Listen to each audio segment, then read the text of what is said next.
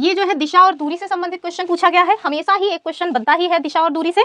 तो देखिए हमसे क्वेश्चन में क्या कह रहे हैं कि लोकेश नाम का एक लड़का है, यह अपने घर से पहले 15 किलोमीटर उत्तर की ओर चला, फिर वह पश्चिम की ओर मुड़ा और 10 किलोमीटर चला, बाद में फिर वो दक्षिण की ओर मुड़ा और 5 किलोमीटर चला, अंत में पूर्व की दिशा में वो 10 किलोमीटर चला।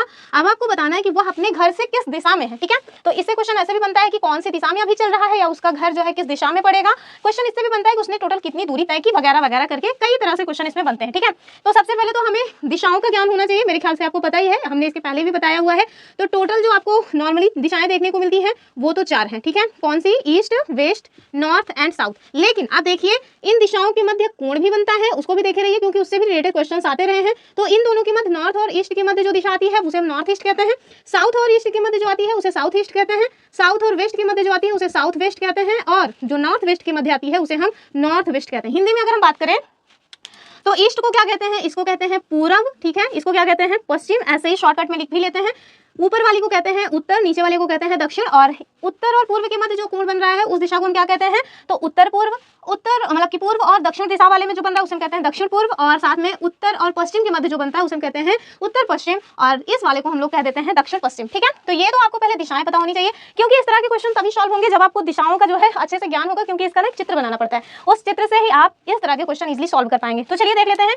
सबसे पहले क्या करें, लोकेश अपने घर से 15 किलोमीटर उत्तर चला, तो कहीं से भी आप इनको चला दीजिए, बस दिशा सही बना के रखिएगा, ठीक है। सपोज दैट हम इनको यहाँ से चलाना स्टार्ट कर रहे हैं, ठीक, ये इनका घर है लोकेश का। सबसे पहले ये उत्तर दिशा में चल रहे हैं, देखिए ये उत्तर दिशा है, कितना चले हैं? 15 किलोमीटर, ठीक है। उसके बाद करें फिर वहाँ पश्चिम की ओर मुड़ा, तो ये वाली जो दिशा है वो है पश्चिम, तो ये देखिए फिर ये पश्चिम की ओर मुड़ रहे हैं और 10 किलोमीटर की दूरी तय कर रहे हैं, ठीक है।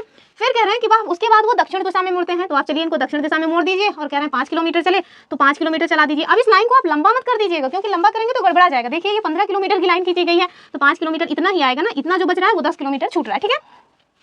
आगे कह रहे हैं ये दक्षिण की ओर मुड़े और 5 किलोमीटर चले, फिर कह रहे हैं अंत में पूर्व दिशा में 10 किलोमीटर चलते हैं, तो ये वाली जो लाइन है ये पूर्व है, तो इनको यहाँ से पूर्व दिशा में 10 किलोमीटर चला दीजिए। ये देखिए ये वाली लाइन 10 किलोमीटर की थी, तो जाहिर सी बात है कि ये वाली लाइन की 10 किलोमीटर यहाँ तक चली जाएगी, ठीक है।